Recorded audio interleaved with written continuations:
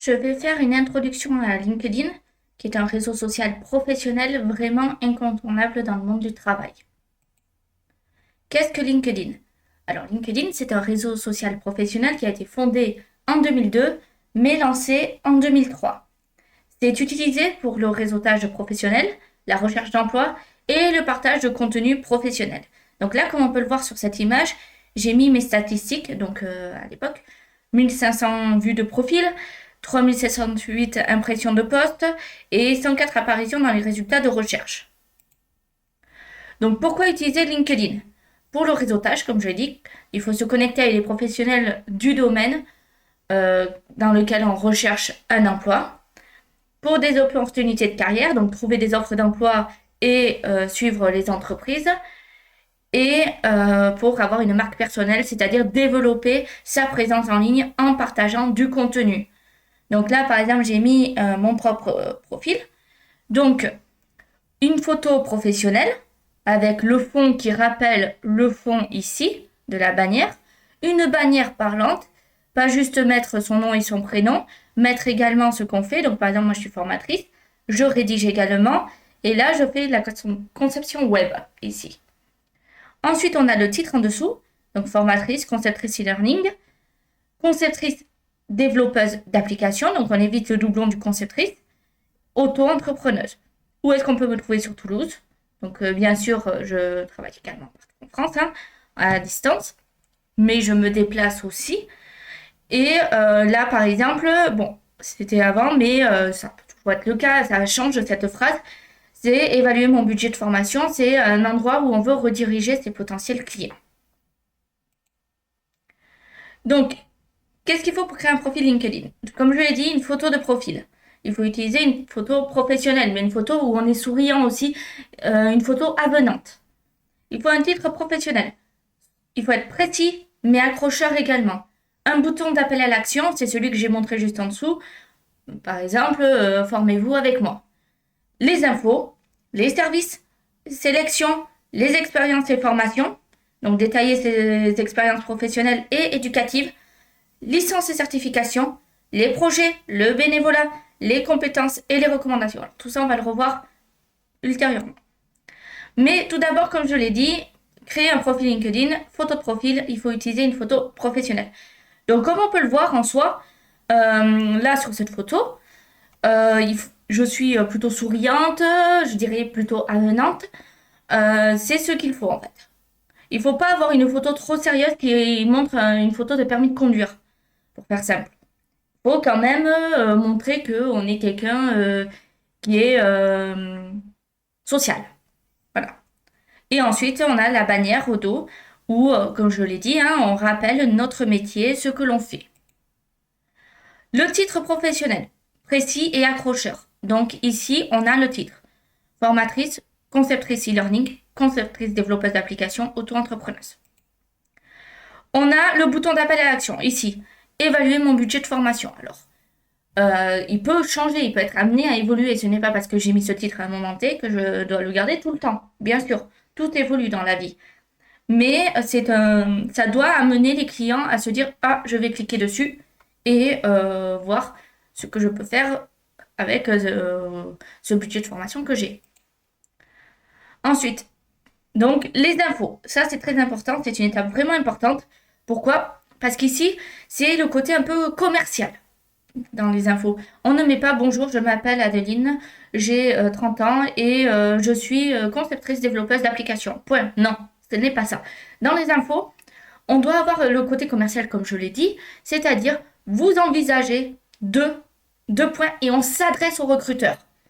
Donc par exemple, moi c'est en tant que formatrice, vous envisagez de former et motiver vos étudiants, proposer des cours de qualité supérieure, introduire une nouvelle formation innovante dans votre établissement.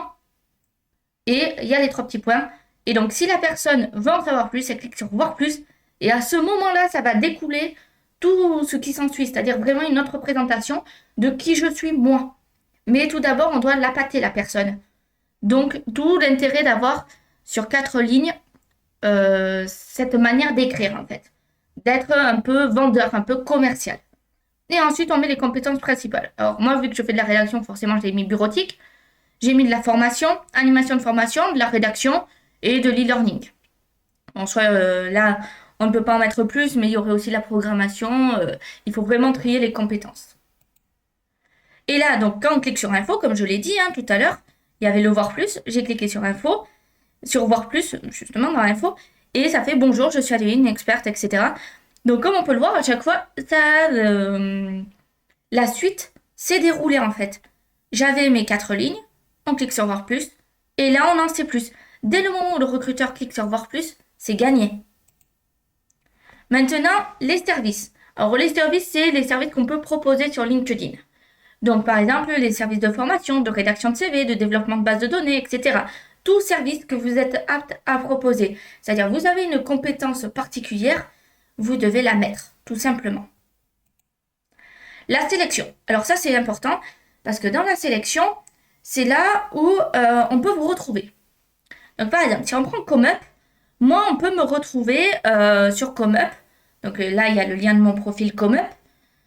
On peut me retrouver sur ComeUp pour ma vente de services en ligne. C'est-à-dire des services de rédaction, de programmation, etc. Ensuite, bon, là, c'était une offre que j'avais avec Studi. C'est-à-dire, je vous proposais une réduction pour rentrer en cours avec Studi. Ensuite, Malte. Par exemple, je mettais mon profil de Malte, etc.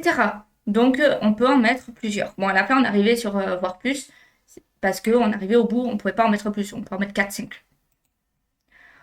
Et ensuite, on a les expériences et formations. Alors, là, c'était, comme on peut le voir, c'est février 2024, donc ça date un peu, j'ai pris les expériences qui datent un peu. Mais bon, bien sûr, les plus récentes se classent tout à fait en haut. Et au fur et à mesure que, par exemple, ça s'archive, eh bien, ça descend dans les expériences. Donc là, qu'est-ce qu'on fait? Surtout, le plus important, c'est ne pas mettre des paragraphes entiers de 6 lignes. Non, on met sous forme de liste à puces. Qu'est-ce qu'on a fait? Donc là, par exemple, moi, en tant que formatrice concepteur UI et développeur web et web mobile, j'ai enseigné le maquettage, ok, l'utilisation de Figma pour le design d'interface et l'expérience utilisateur. J'ai été coach en développement web et web mobile. Donc, qu'est-ce que j'ai fait? Voilà. Mais sur une ou deux lignes, pas plus.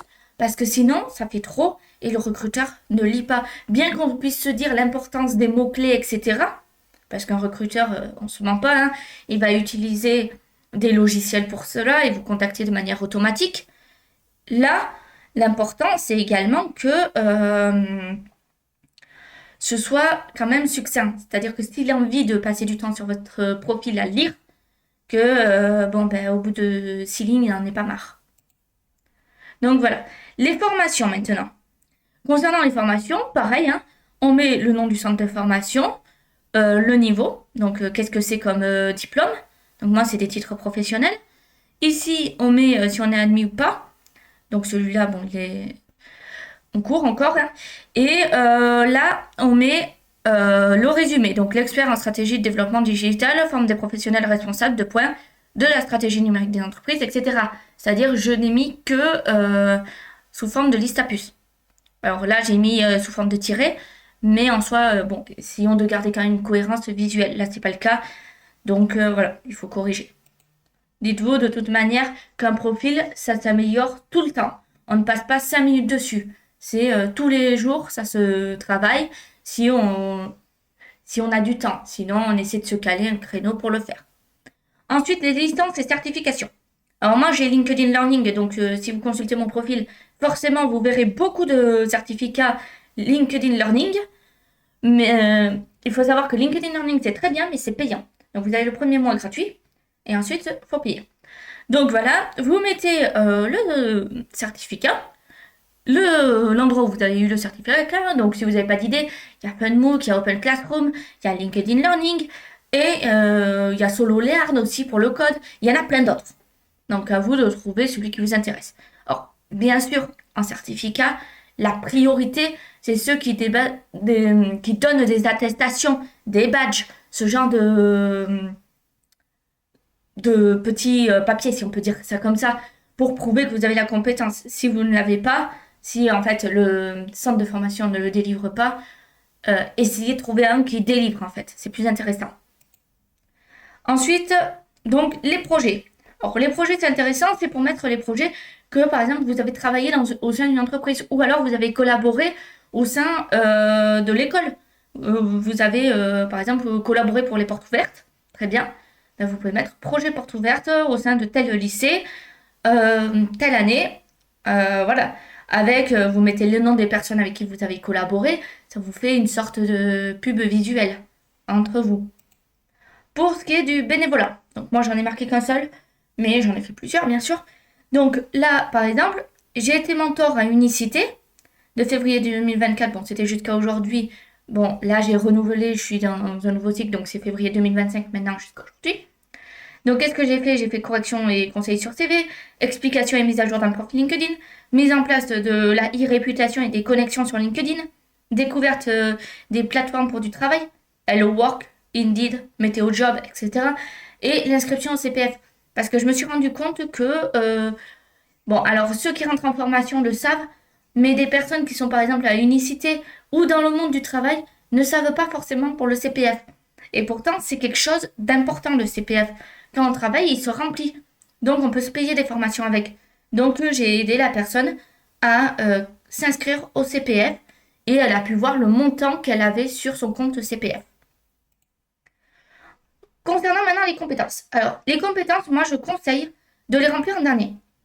C'est-à-dire, on remplit d'abord les expériences, ensuite, on remplit ses formations, et ensuite, on finit par les compétences. Pourquoi? Parce que dans les compétences, à ce moment-là, on peut mettre toutes les compétences et les relier à toutes les expériences que l'on a. Donc, comme on peut voir, là, j'ai 14 expériences chez Formation 31 et dans 5 autres entreprises. 3 formations à Studi. 25 expériences chez Home Teacher et dans 9 autres entreprises. Et là, par exemple, c'est dans un projet, donc mon portfolio. Voilà. Donc, c'est-à-dire, les compétences, ça se relie. Et on peut être recommandé sur des compétences aussi. C'est-à-dire, si une personne trouve que, bon, ben, vous faites de très bonnes vidéos, elle peut dire, ok, moi, je donne une recommandation sur les vidéos. Voilà, par exemple. Ensuite, niveau recommandations. Donc, forcément, bon, j'ai colorié parce que j'allais pas mettre le nom ni la personne que c'était. Mais j'ai laissé donc experte en... Donc là, c'est les recommandations que j'ai reçues. Experte en développement web mobile, gestionnaire comptable et fiscal. Donc là, la personne m'a écrit une recommandation sur mes compétences parce que je l'ai suivie et j'ai été sa formatrice. Ensuite, ici, là, c'est web design, assistant commercial. Donc, c'est une autre personne qui m'a écrit une recommandation. Et bien évidemment, moi aussi, j'en ai donné parce que pour chaque recommandation reçue, c'est un prêté pour un donné. Donc, bien évidemment, on s'échange les recommandations. Donc, qu'est-ce qu'il faut retenir pour optimiser son profil LinkedIn? Les mots-clés. Il faut intégrer des mots-clés pertinents pour être facilement trouvable sur LinkedIn, comme je le disais précédemment. Les recommandations. Il faut demander des recommandations à vos collègues et supérieurs, mais également à des personnes de d'autres entreprises. C'est-à-dire que, par exemple, vous avez travaillé chez Total. Je dis une entreprise au hasard, je n'ai jamais travaillé chez Total, d'accord? Donc, vous avez eu des collègues chez Total. Vous avez... donc, ils sont forcément, ou peut-être, hein, vous pouvez les demander dans votre réseau LinkedIn. À ce moment-là, vous avez travaillé sur le même projet, très bien. Vous leur demandez de vous écrire une recommandation. Si Total vous autorise à mettre, alors bien sûr pas dans les grands, pas précisément du style j'ai travaillé sur la base de données X, Y, Z, non, on est bien d'accord.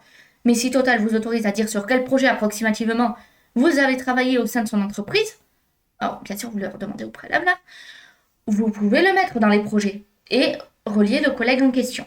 Voilà. Donc, d'où l'importance des recommandations. Ensuite, les compétences qu'il faut ajouter donc, et valider les compétences. Et le réseau, il faut élargir son réseau en ajoutant des contacts pertinents. C'est-à-dire que si, par exemple, vous êtes vendeur ou commercial, vous n'allez pas ajouter peut-être un concepteur UI. Ça n'a pas forcément de sens. Sauf si, par exemple, vous voulez vendre à des personnes de différents domaines. Dans ce cas-là, oui, mais ça dépend vraiment de ce qu'on veut faire. Ensuite, il faut utiliser LinkedIn pour la recherche d'emploi. Donc, il faut avoir des alertes emploi. Donc, activer les alertes emploi pour être informé des nouvelles offres directement dans sa boîte mail. Les candidatures simplifiées. On utilise l'option candidature simplifiée pour postuler plus rapidement. Et forcément, le réseautage. Donc, contacter directement des recruteurs et responsables de recrutement. Donc, pour utiliser LinkedIn pour la recherche d'emploi, l'alerte d'emploi, donc par exemple, là, moi j'ai pris Formateur France, donc il y a 2825 résultats, on peut définir une alerte ici. Donc, ici pour la candidature simplifiée, on coche candidature simplifiée, tout ce paramètre en fait à chaque fois. Pour le réseautage, on va sur réseau ici. Alors, j'ai coupé, mais en dessous, vous avez les personnes qui vous pouvez demander en contact. Alors, surtout, vous faites bien contact, pas suivre. Bon, je ne sais plus le terme exact, mais si vous faites le suivre, en fait, vous ne faites que suivre les publications de la personne. Si vous faites contact, vous rentrez dans ces relations. C'est-à-dire, ici, comme on peut le voir, moi, là, ici, j'ai écrit 5280 personnes. Et donc voilà, mais il faut demander des contacts régulièrement. De mémoire, on peut aller jusqu'à 50 contacts par semaine. Si 50, ça fait beaucoup pour vous, faites-en 20 par semaine, c'est déjà bien, parce que vous verrez que le nombre va augmenter. Ensuite, niveau publier et partager du contenu, donc niveau d'engagement, il faut faire des articles et posts. Donc publier des articles et posts pour partager les idées et les expertises. Donc, bien sûr, maintenant, on a l'IA qui peut nous aider avec ChatGPT, par exemple, pour ne citer qu'un seul. Ensuite, il faut commenter, aimer et partager le contenu de notre réseau.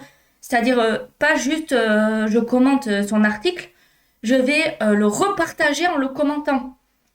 Et ensuite, on peut rejoindre des groupes, par exemple pour la recherche d'emploi, par exemple Travail Occitanie, et participer donc à la communauté de ce groupe. Donc là, si on veut partager quelque chose et publier, donc là, c'est article et post. Donc de quoi souhaitez-vous discuter? Ici, on met ce que l'on souhaite dire.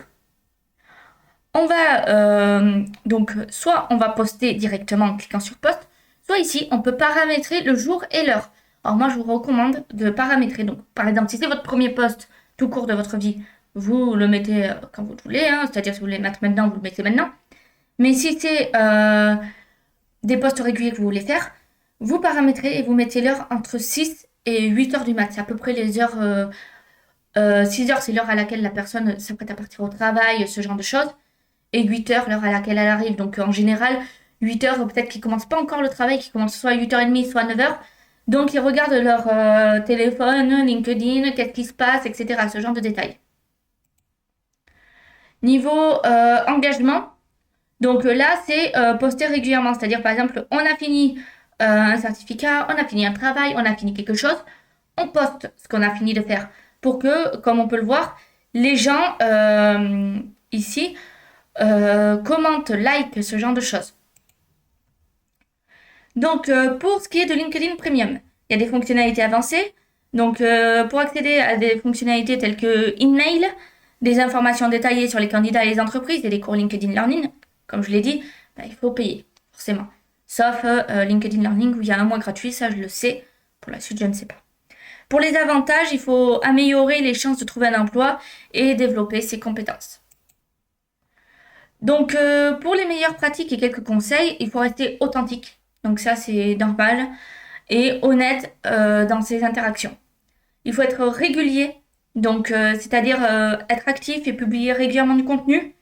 Et faire un réseautage stratégique. Donc, c'est-à-dire se connecter uniquement avec des personnes qui peuvent aider à atteindre des objectifs professionnels, pas la planète entière. C'est-à-dire quelqu'un qui est jardinier, si on est informaticien, bon, à moins de vouloir lui faire son site internet, c'est peut-être pas très intéressant.